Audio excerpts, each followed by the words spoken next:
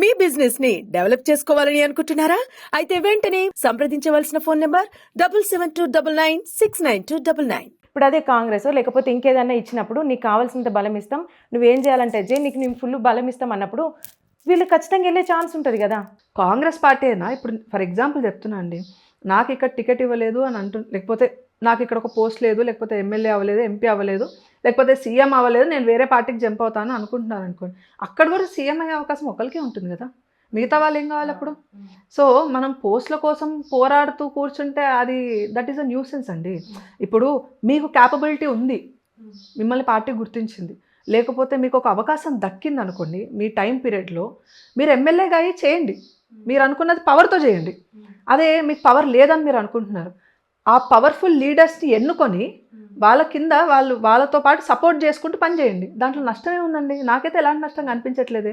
ఇప్పుడు బండి సంజయ్ కుమార్ గారు ఉన్నారు, రాష్ట్ర అధ్యక్షులు అయ్యారు, ఆయన ధర్మం కోసం కొట్లాడుతున్నారు. ఎవ్వడికి దమ్ము లేదు ఇన్ని సంవత్సరాల్లో చార్మినార్ గడ్డ మీద జై శ్రీరామ్ అని గర్జించిన మొనగాడు మా బండి సంజయ్ కుమార్ గారు.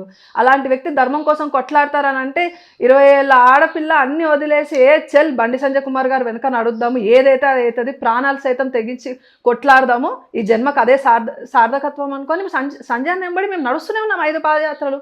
మేము అనుకోలేదే అప్పుడు సంజయ్ అని ఇప్పుడు స్టేట్ ప్రెసిడెంట్ ఉన్నారు, తర్వాత నేను అయితనా అవ్వనా, ఆయన నన్ను చేస్తాడా చేయడా అనే ఆలోచనలో మేము అన్న ఎంబడి నడవలేదండి.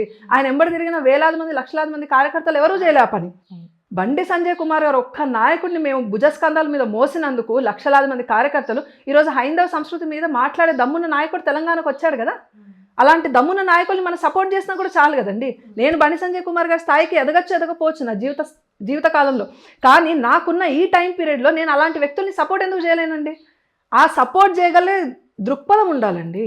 నేనే కుర్చీలో కూర్చోవాలనేది అహంకారం, కానీ కుర్చీలో ఎవరున్నా మన ధర్మాన్ని రక్షించేవాడు ఉంటే చాలరా, మనం సపోర్ట్ చేద్దాం, ఆ కుర్చీని మన భుజాల మీద మోసుకొని తిరుగుదాం అనే ఒక గుండె, అంటే అంత ఒక ఫ్రీ హార్ట్ ఉన్న పర్సన్స్ మన బీజేపీ కార్యకర్తలు ఉన్నారు.